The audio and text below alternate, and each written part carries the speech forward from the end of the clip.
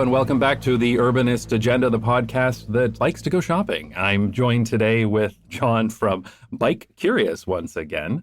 Welcome back to the show, John. Hi, Jason. Thanks for having me again. Yeah, it's good to see you. I know you were here not too long ago. We were talking about self-driving cars, but this time around, I know we had some good laughs talking about putting traffic cones on the hoods of self-driving cars, but this one made me laugh even more. And so I was like, we got to talk about this.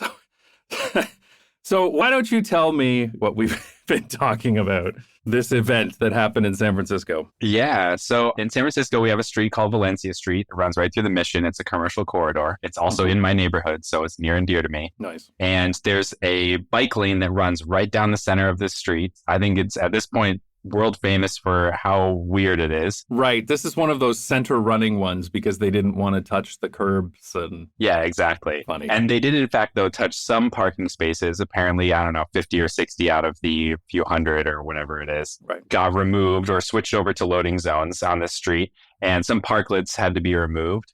And as a result of this, there's a business owner on Valencia Street that is now engaged in a hunger strike until the city changes something. And it's not even really clear to me, like, what he wants. I feel really bad because, like, the guy seems to be quite serious and all, but everything I read about this just makes me laugh. Because, I mean, this trope of the, like, business owner angry about bike lanes until they happen and then they love them. It just happens so many times. And I know we got like a huge list of stories that I don't even think we'll get to them all. But this guy here, he's like, I'll put the link in the show notes, but I want to read this one quote here. He's like, "Yesterday was an extremely tough day. My stomach really just an extreme pain. Before that, I was doing okay. I'm willing to do it. I really want people to know all my suffering I'm going through." And to be clear, this is because of a center running bike lane on his street. Yeah, it's pretty wild. And the owner of the restaurant here, Yed, I'm actually not even sure how to pronounce his name. Yed Eltwile? Eltawil. Yeah, I'm not even going to attempt it. Yeah, that's the best I can do.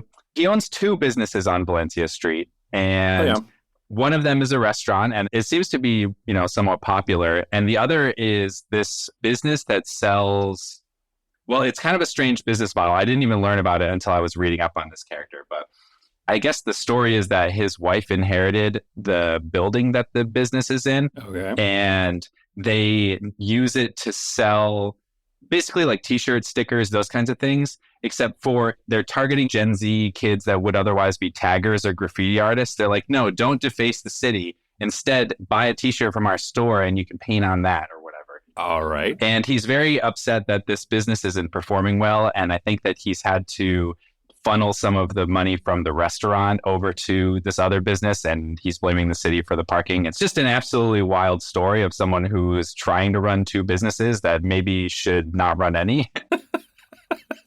Well, I would have bought one of those t-shirts for sure, but if I saw a bike lane there's no way. I would have just been like, sorry, I'm out of here. I mean, how are you supposed to if you can't find parking, right? Because all of those all of those Gen Zs who are out shopping and they're like, where am I going to put my car? This is a common thing that happens all the time. It's actually just as common as people switching from doing graffiti to buying t-shirts instead. Yeah.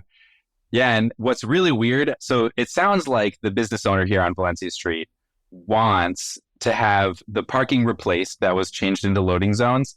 Right. And he wants his parklets back, which they're still in front of his business. So I don't actually know what's going on there, but maybe the city's pressuring him to take them down. And I think that on a micro level is really weird because he only has like 2 parking spaces in front of his business and they're both parklets. So I don't understand, like either he gets the parklets or he gets the parking spaces, but you can't get both. So that's a very strange demand to me. And then on top of all of this is the fact that the Mission here is a very transit-rich neighborhood. It's extremely walkable. It's got like 99 walk score, 99 transit score, and like a very high bike score. Yeah, it's basically the most walkable area in San Francisco, right? Yes. Like, it doesn't really get much more walkable than this and transitable and everything else. And as a result, like half or maybe a little bit less than half of residents in the area don't even own a car. They're car-free households. And that's not like how many residents are like getting to the store by driving or whatever. This is, do they own a car or not? Which you can own a car in this neighborhood and also not use it. So I think it really shows how out of touch this business owner is with the local community. And certainly that they're not serving the people who live in the neighborhood if these parking spaces are such a big impact on their business. Yeah, and I mean, I'd like to hear you talk more about Valencia Street before I go on with my own stories, but this is something that I've seen time and time and time again. It's this typical thing. It's this business owner who's owned a business for a long time. The neighborhood has changed. It's become more walkable. More people are walking, cycling, taking public transit. They haven't acknowledged that this change has happened. They still drive, and they're totally out of touch. And I think that's exactly the right way to put it. They're completely out of touch with the neighborhood and their customers and everything else. And I think the thing is, when these business owners do this, I don't think they realize just how stupid they look in the eyes of their customers. I mean, I hope so. I do hope that their customers are actually locals from the neighborhood, because then maybe there's hope for them. But there is also the possibility that their customers really are just people driving in from the suburbs. And like, if they lose a few parking spaces, their business might actually be in jeopardy. And in that case, obviously they shouldn't have a business here. If it's not accessible to their customers, then what's the value in being in San Francisco? Well, yeah, I mean, you're going to be paying much higher rents for something that supposedly needs a whole bunch of car access. Why not go open in a strip mall in the suburbs? Yeah, exactly. I think that also another business I wanted to mention on Valencia Street is our local bike shop, the Valencia Cyclery. This one made me laugh even more. I remember reading about this. Yeah. So this is an established bike shop. It was like a big part, I think, of the bicycling community here in the Mission. And I think like 4 years ago when the city was evaluating putting in a protected bike lane along Valencia Street, which they still haven't done, we have a center running lane instead. This bike shop came out opposed to installing the protected bike lane because they were worried about the loss of parking spaces. And it's so wild to me because this bike shop, they're just a QBP storefront. If you're in the bike industry, you know what that is. It's the go-to supplier for anything bike related. Almost any bike shop you walk into in North America is going to be stocked almost completely with products from QBP, quality bike parts. Yep. And they're trying to make this argument that people are driving in from the North Bay or from the peninsula, or all these cities around San Francisco, but not actually customers in San Francisco, to buy the same thing that they could buy at literally any bike shop. I just don't understand what kind of business owner believes that their differentiator is like so strong that they can lure people in from like 50 miles away to come to San Francisco and shop. It is really interesting to me because the other thing is, like, you hinted at it a bit here, like, why are you in San Francisco? Like, I think these people also just don't understand the value of their location. Like, their location is valuable because it is accessible by walking, cycling, and public transit. That's what makes that area valuable. That's why the rents are what they are, because I mean, foot traffic is ultimately what drives business at these kind of businesses in a city like this. If you're out in a strip mall or something like that, then yeah, you need to bring people to you. But when you're in a walkable neighborhood, it's all about the foot traffic. And that's literally the most important thing, because a lot of your customers are going to be people who just happen to be walking by or happen to live in the neighborhood. And I think it's just fascinating to me how few business owners understand that benefit even, right? Like, let's even say that, okay, parking is one thing. Maybe they need some parking. I highly doubt it, and we'll get to that in a bit. But they seem to completely not understand the economic benefit of being in a walkable neighborhood. Like, it completely lost on them. Yeah, it's really wild. Like, there's tons and tons of studies that show the customers that are walking into these businesses are the ones that are spending the most money and coming the most frequently. And if they're driving in, they're like occasional visitors, they're spending less money. Maybe their one trip is bigger, but they aren't as dedicated of a customer, et cetera, et cetera. There's so much data. And actually, you probably have an article that you want to cite right now, I imagine. Well, I was actually just thinking that. I was just looking, which one of these multiple articles do I want to cite here? And I'll put some links in the show notes for anybody interested. But I actually know quite a lot about this because I was in Toronto during the time that the Bloor Street bike lanes were being debated, and Danforth Street. Anybody in Toronto would certainly know those streets. And my wife was in advocacy, very tightly involved with Cycle Toronto. We were going to meetings involving city staff. And it was really interesting because I think Toronto actually did an exceptional job at data collection around the Bloor bike lanes. And part of it was because of this pushback from certain business owners. And it certainly wasn't all. There were lots and lots of business owners. And that was the other interesting thing. You look at the news and there were these business owners that were like, this is destroying my business. This is going to destroy everything. And those ones were being amplified by the press for sure, because the majority of business owners were generally in favor of this. But it was really interesting, the polls that they conducted before and after. One of them, for example, this is on Queen Street. There was another one on Queen Street in Toronto. 42% of merchants estimated that more than 25% of their customers usually arrived by car. And so that was really interesting because the actual amount was 4%. They totally underestimate the amount of people that arrive by walking, cycling, and public transit, and totally overestimate the number of people coming by car. And this is very, very consistent. Toronto saw this across the board. They always massively overestimated the number of people that were coming by car. Very consistent. And I think it's the same thing is happening here in San Francisco. Yeah. And you know why? I mean, my best guess as to why it happens is like these business owners don't live in the city. They don't live in San Francisco. And maybe like generations back, they had roots in San Francisco and they still identify strongly as being like a member of the community and part of the city, but they don't live here. And so their whole experience is driving into the city, trying to find parking, dealing with all of that. And their employees too. Their employees are driving in because obviously we have a housing affordability crisis. And so if you're a waiter, you're waiting tables at Yasmin, this restaurant that the guy who's doing the hunger strike owns, then it's pretty unlikely that you are actually going to live in San Francisco. And it's a lot more likely that you have to drive in from some far-flung suburb somewhere. Yeah. And so their whole experience is this like agitating, confrontational entrance into the city where they're trying to jam their huge car into like some tiny little hole that's left for them in the city. You know what I mean? Yeah. And that almost isn't even violent enough language to describe what it means to try and live outside the city and drive in to work every day. Yeah. But they bring that experience with them to their opinions and to their worldview, and like just massively skews what it is they think that their customers want. I think that is exactly right. We saw literally exactly this in Toronto all the time. I remember when we were doing advocacy to install bike lanes on the Danforth, and we actually used to live very close to the Danforth. This is what was known as Greek Town. And there were a lot of the Greek restaurants and Greek specialty shops that were against this. One of the things we consistently saw is that Greek Town used to be Greek Town. It was where all the Greek people were. But over time, the Greek people moved out, especially the small business owners who did very well and then wanted to buy a big expensive home in the suburbs and a big expensive sports car and a big expensive SUV. And this is what they did. They all did this. None of them live in the Danforth anymore, but they did. Originally, they did. And we saw it as well on Bloor, where 49% of business owners drove to their shops, while less than 10% of their customers did.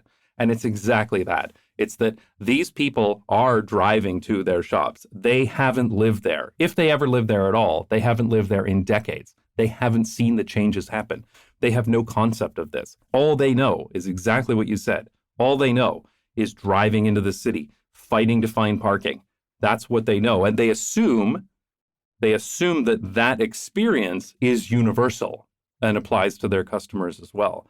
And again, it blows my mind that this completely blinds them to the benefit of their location. Like the location has become more walkable, safer, better transit over the last few decades, and they're totally oblivious to this. But what's interesting is they're totally oblivious to the benefits of this to their business. Yeah, that is wild, is that they're willing to pay the rent for the walkable neighborhood, but they don't want to preserve, maintain, or even improve on the walkability of the neighborhood. And it is sad to me because, again, and I want to be really clear here, every time we were doing this in Toronto, the majority of business owners were in favor of these changes. It was always this minority, very, very vocal minority that was amplified by the press consistently over and over and over. We saw this all the time. But these people, they are shooting themselves in the foot, ultimately. Like they're sitting on a pot of gold in a location that's just incredible. And they might even own the building. They might have rent protection that gives them very good access to this prime retail location. And they're totally pissing it away. Yeah, can't think of anything better to do with their time, I guess. Like, it makes you wonder, the owner of this Yasmin restaurant is actually, it seems, somewhat litigious because he has a history of engaging in legal activity with the city. I think it was like in 2011 or something. All right, I look forward to his email from his lawyer after this podcast goes out then. Yeah. I mean, he does have a lawsuit with the city right now over the center running bike lane, and I don't really know what the basis for that lawsuit is, but it's out there. Right. And apparently in like 2011, he also filed a lawsuit against the city over some issue. Again, I don't really know what it was, but he's not a stranger to litigating against the city or being frustrated with them. Right. And I guess diving in even deeper to this character, he's such a strange individual because I think one of the kind of setbacks that the business Yasmin has faced in the last few years, or I don't know if this was like pre-pandemic or in the depths of the pandemic or what, but there was a fire in Yasmin, the restaurant that this person owns. And the insurance company covered all the damages, and it took a while to repair, but the business was closed during that time, but they did eventually reopen. But he was trying to get the insurance company to also pay out his lost revenue so that he could pay himself out of the insurance money. I don't know how typical that is. I know that like I have a small business and I don't think my wages or the money that I get paid is covered by that business insurance that we have. So I don't know if he's just pulling this out of nothing or if this is a real thing, but it was really strange how he approached the problem and talked about it, because he ended up being closed for like 3 months due to this issue. And he was blaming the insurance company and all these people around him until eventually the landlord was like, we're going to kick you out of here unless you're paying me rent. And he was like, yeah, okay, well, we'll reopen the business then. And then like it was all over after that. So I don't know. Right. When you're saying like it's just a small fraction or a small minority of these business owners that are engaged in these sort of politics, well, it makes me think like maybe it's the kind of person. Oh, and the reason why the insurance company did not pay out their wages, or at least was delaying on that, was apparently because there was an investigation around arson with that incident. So they thought that maybe he had lit the building on fire. So anyway, it's the kind of person who puts themselves into a situation where they are a suspected arsonist that is also the kind of person that is going to fight against, you know, the removal of a few parking spaces and doing a hunger strike and things like that. That paints an interesting picture of this character. You know, the story reminds me a lot about this restaurant in downtown Toronto on King Street called Kit Kat. And this doesn't involve a bike lane, but, you know, it does involve anything that's different than cars. So King Street has a streetcar line on it. It's actually the busiest streetcar line in North America. And it would just crawl as it sat through traffic. It was horrific. And so the city wanted to make a streetcar priority street on King Street. And this involved basically just making some intersections that cars couldn't go through. And actually, the final implementation was really, really half-assed. And lots of people ignored the signs and the police had to get involved in everything. But the point is, it did happen. Some parking spaces were removed, including one in front of the Kit Kat. So the Kit Kat is a restaurant on King Street right across from where the Toronto International Film Festival happens. It gets lots and lots of people that come to the theater, but also the film festival is a really, really big deal in Toronto.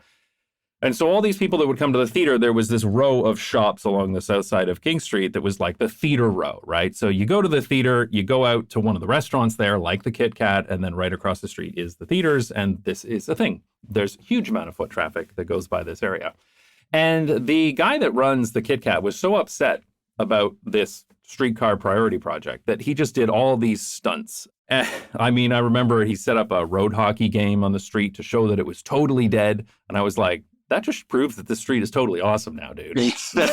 But, oh my God, King Street became so much better because there were way less car traffic, way more people were out, way more foot traffic. The streetcars were running way better.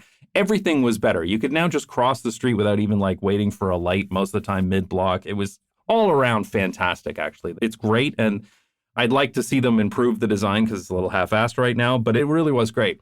But the other thing he did, for example, was in the winter, he made an ice sculpture of a middle finger pointing at the street.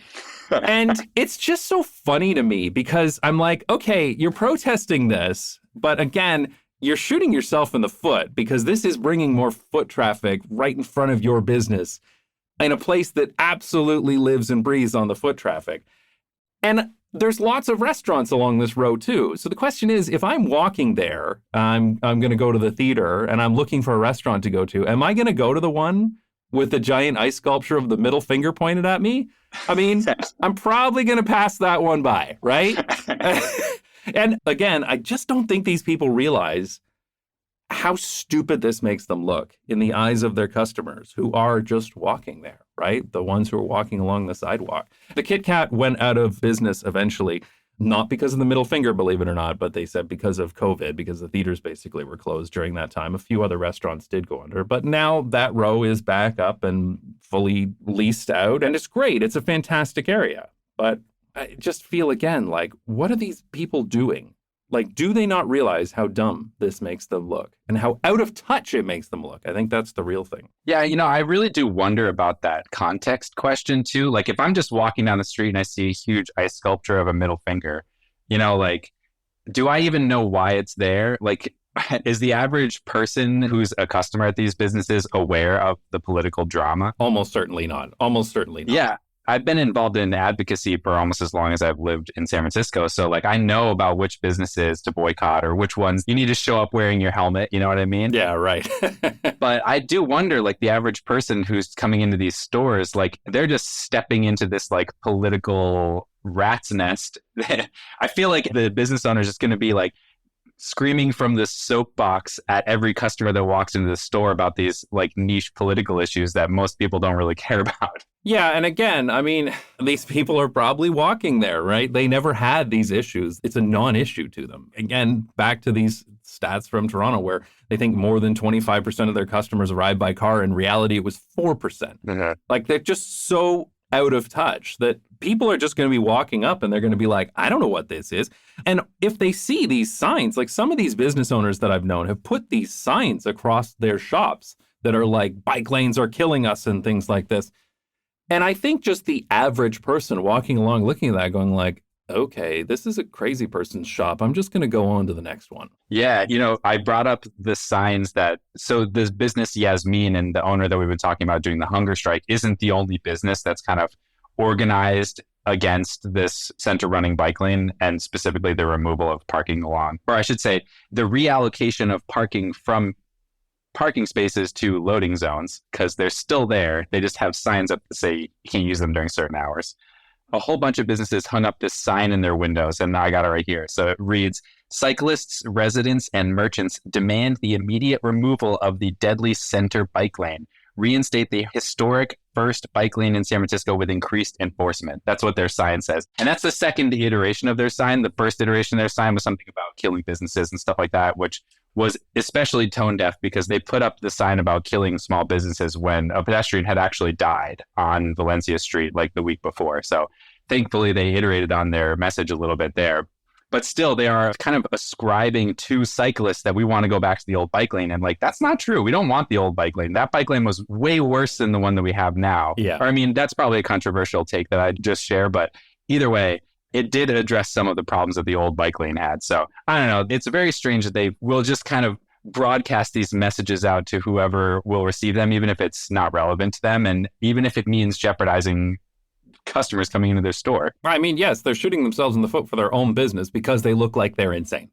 But the thing is, I think there is this belief, and I get this feeling from some of these people that I've talked to in my years of advocacy. I get this belief that they really do think that everybody thinks this, right? And that they are in the majority and that actually this is being pushed by some cabal of people at City Hall or something, or like these couple of cyclists who have, I don't know, big bicycle behind them. But they really do believe that they are in the majority position and that everybody agrees with them, but maybe they're too afraid to talk about it. Yeah, they are really not. Yeah, that's very strange. I mean, they're definitely not inquisitive enough to see like, well, how many people do own cars in this neighborhood? You know what I mean? Yeah. Because the data's out there. And if they looked at it, they would be like, oh, maybe I could change my tactic. Yeah, again, and go back to those stats. Another one of the stats there was that 52% of merchants on Queen Street said that there was not enough car parking, whereas only 19% of visitors said that. Huh. That's right? wild. Like, it's just not as much of an issue, but they don't get it, right? Like, their customers don't really care about that. Yeah, and we did a transportation study recently here about Valencia Street that was counting the number of people that showed up on foot or driving or whatever, all the different modes. And I think what was wild about it is, I mean, SFMTA, our transit authority here in San Francisco, definitely screwed up the count. Their pedestrian counter system wasn't working correctly, and it was wildly undercounting. But it ended up showing that like 30% of the traffic coming into stores was coming by bike. And then like, I don't know, it was like 20 or 25% was by foot. And then there was transit. I don't know what the exact numbers were. But even with their like wildly undercounted foot traffic, it was still absurd, like how small a percentage it was that their customers were driving to their stores. Well, again, I mean, I used to live in the Bay Area. I used to go to San Francisco at least once a week. And I mean, this is not a place that you want to drive to. I would occasionally drive into San Francisco and it sucked. Like it was definitely not my first choice for going there. And I lived farther down in the Bay Area and owned a car at the time.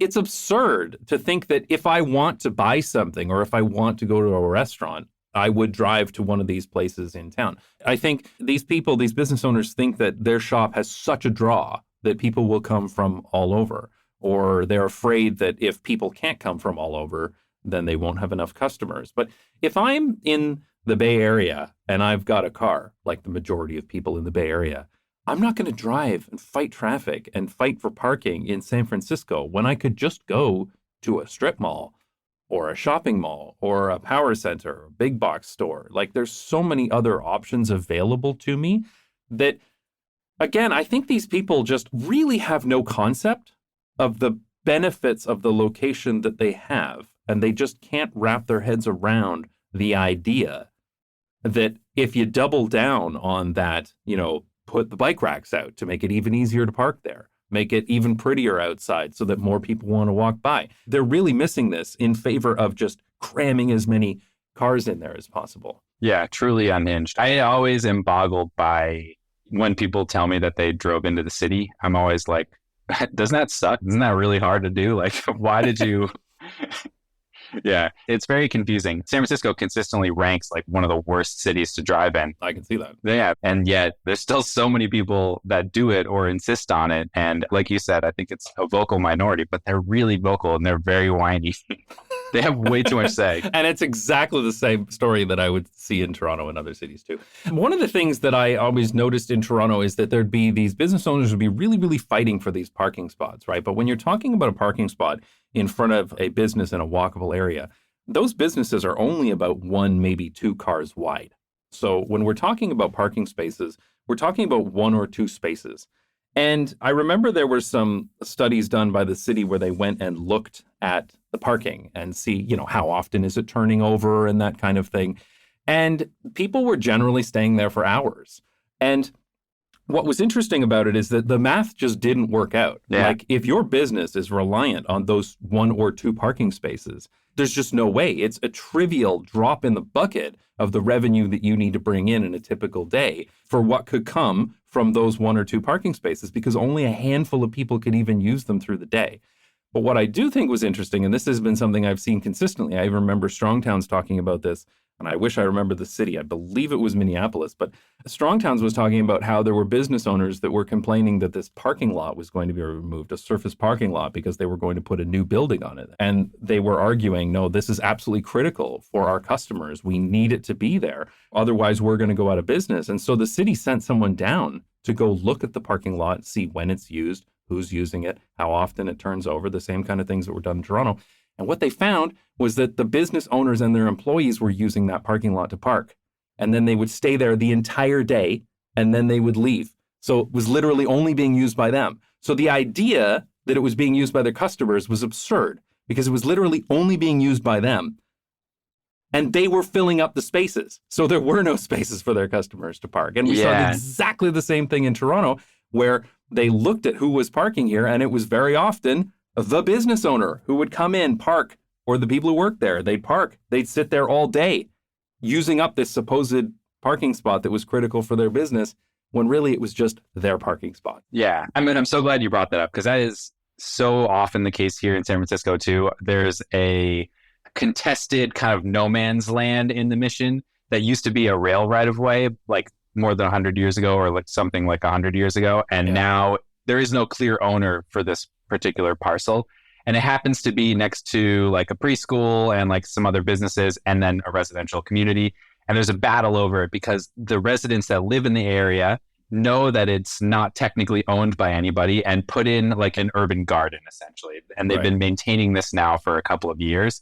But the owners of the preschool are at war essentially with the gardeners, these urban gardeners, because their employees want to use that space for parking, and they have been able to historically use that space for parking.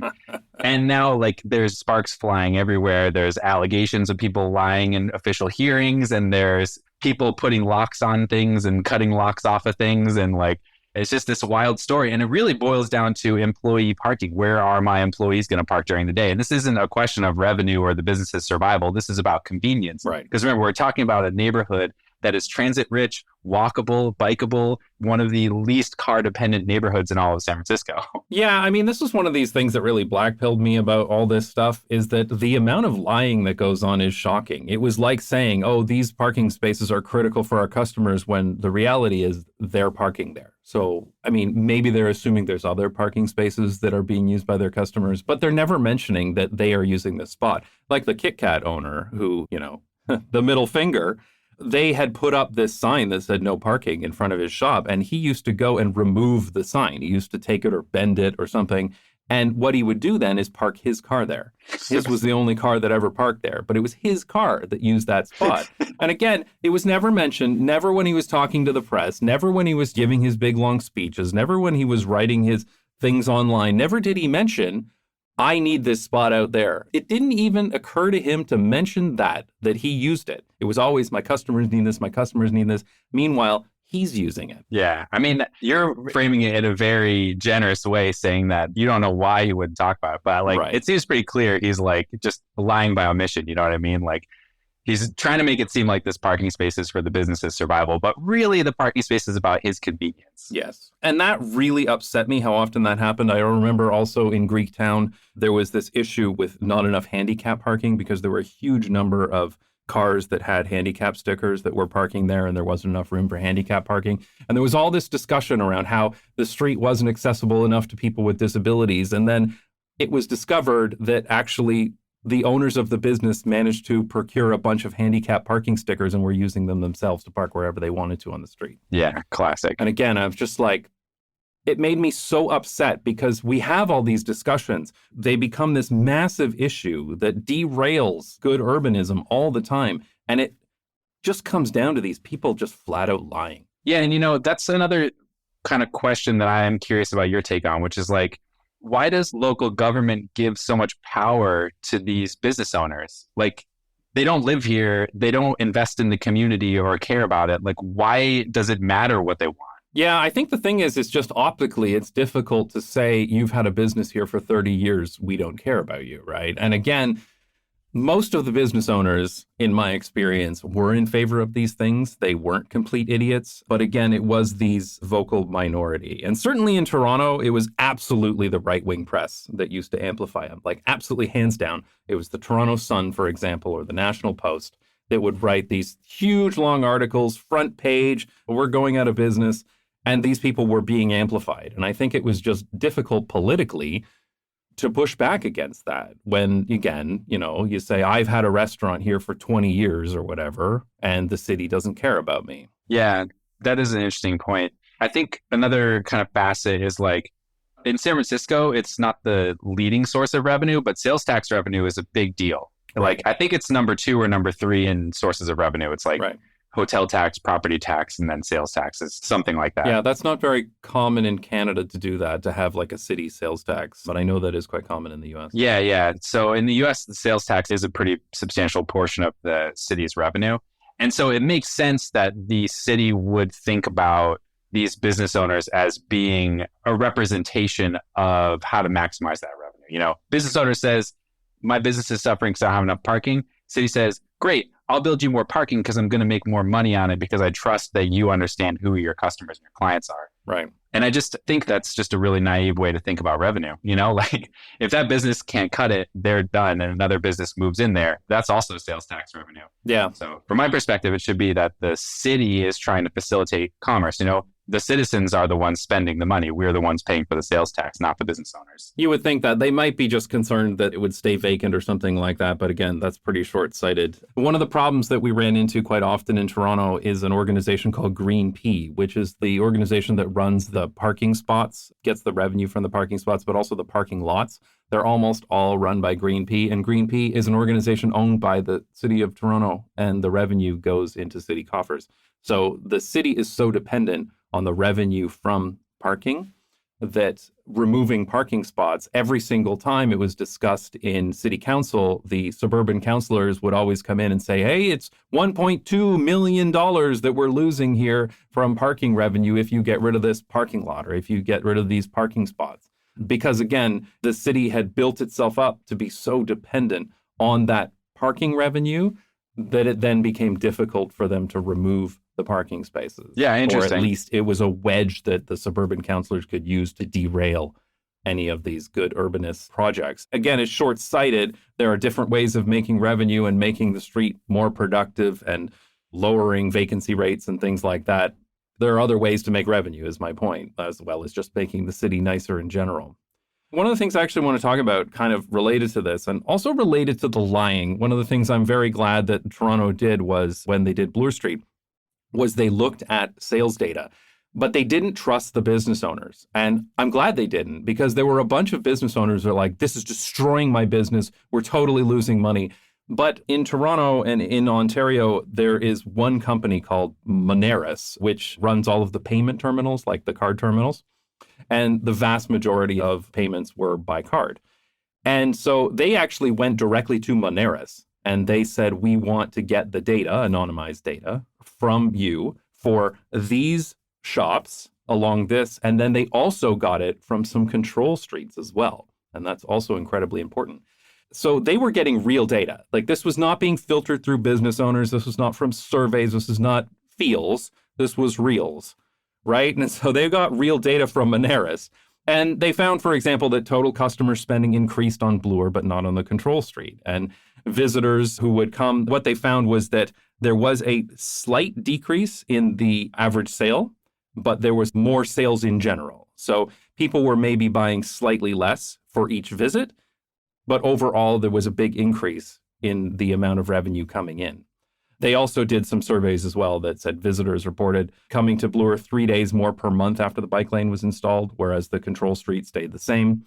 And the customers who arrived by foot or on bike had higher levels of spending compared to those arriving by car or transit. And this was, again, real data. Yeah, and I'm glad that you brought this up because we haven't really talked about it at all. But like, there are dozens of studies that have done this exact same thing. Oh, yeah. This is super consistent. Yeah, they all find that revenue along these corridors, on average, goes up.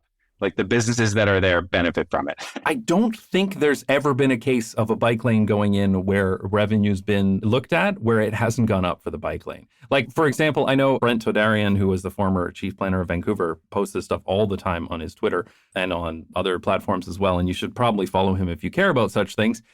But, for example, he was talking about Manhattan. He has here, local stores next to the protected bike lane have seen a 49% increase in sales compared to an average of 3% for Manhattan as a whole. That's mind-boggling. Like, 49%. 49%. That's a life-changing amount of money. It literally is to a small business owner. This is the thing that it really is. Blows my mind every single time this comes up. And it comes up constantly.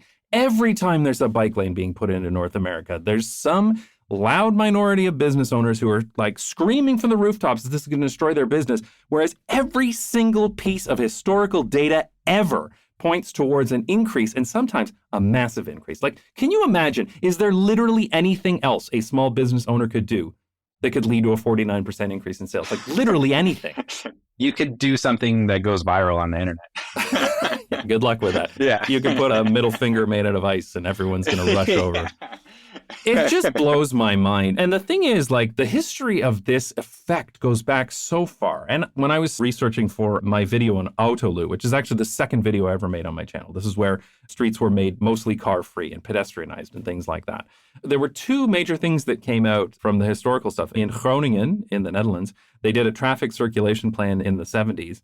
And local business owners protested. And the politician who was supporting the plan were assigned police protection because they had so many threats of violence from business owners. Wow. And now there is no way in hell anybody wants the cars to come back to the center of Groningen. Like, it is a beautiful place. And it is the absolute #1 retail location in the city.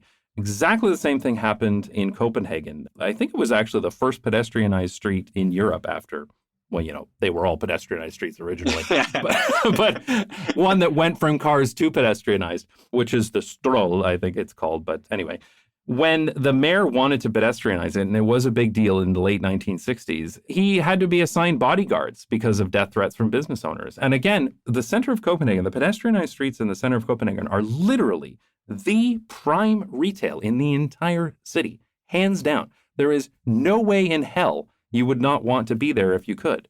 And yet, death threats, literal death threats to the people who wanted to do this.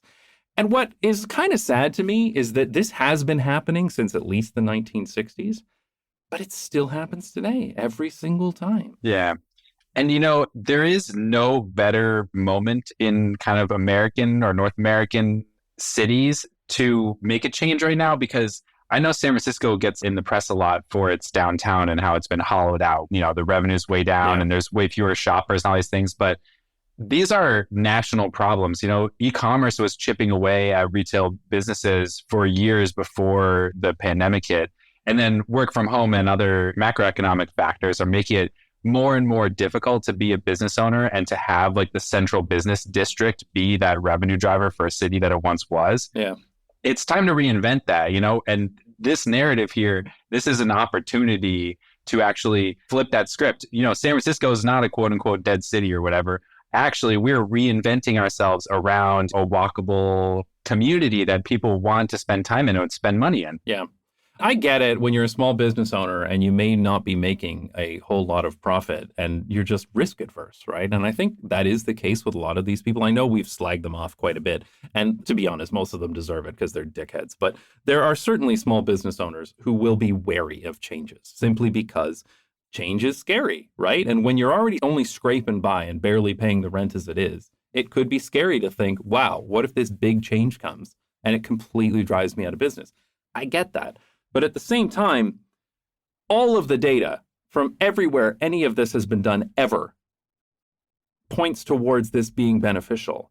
And I think you're exactly right. Like in this world of central business districts failing and e-commerce taking over everything, people have to look at this and say, this is the opportunity that I need, right? Like this is something that could really genuinely improve this area. And the businesses that are already entrenched there are the ones that will benefit the most from it. And I think they just need to take that leap of faith. And it's not much of a leap. It's more like a slight step of faith, to be honest, given all the data behind it.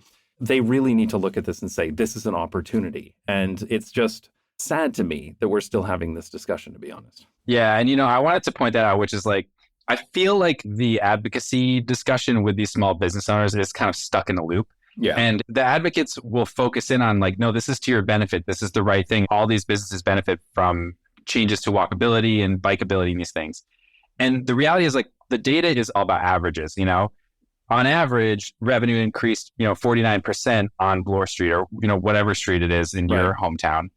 But averages don't reflect each individual's experience. And so if I'm a small business owner, there is a chance that my business goes out of business because of it. And it might be that all the businesses around me flourish because of it, but because of who my customer is, that's it. Like I'm done. Yeah, because you are an auto garage that does oil changes. Yeah, which actually one of the businesses on Valencia Street is an auto repair shop that is protesting the bike lane. Yeah, and they are screwed. I mean, I get them protesting the bike lane. A restaurant is 100%. Stupid as hell, but I get it. 100%. And I mean, if we're talking solutions, like I really think that again is an opportunity for advocates. As advocates, we can't just focus on like, no, this is good, because that's not a two-way conversation. That's just telling someone that everything's going to be fine. That doesn't really work.